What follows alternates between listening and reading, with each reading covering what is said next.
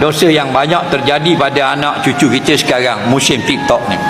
Nak, hari-hari habis orang Melayu hilang sifat malu. Nak, bini orang Islam berjoget dalam TikTok.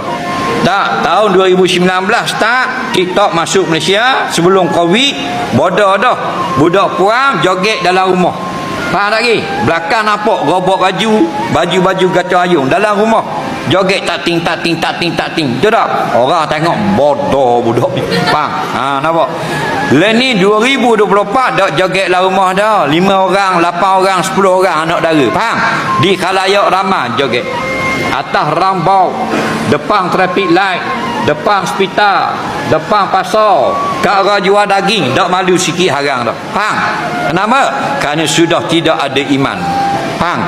Dia malu ni kemudian daripada iman. Al-imanu urian wa libasuhu taqwa wa zinatuhul haya.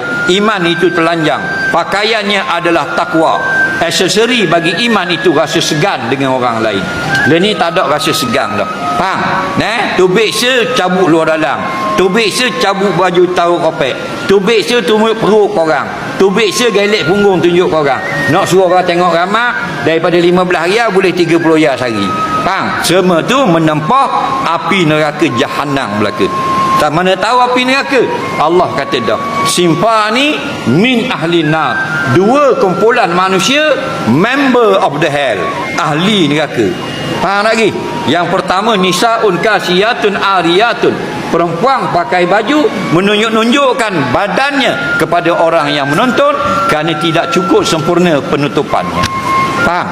Jadi kalau kita buat video-video untuk kita upload di dalam YouTube, dalam Instagram dan sebagai TikToknya, kalau kontennya, kandungannya benda yang halal pada agama, silakan, hukumnya halal.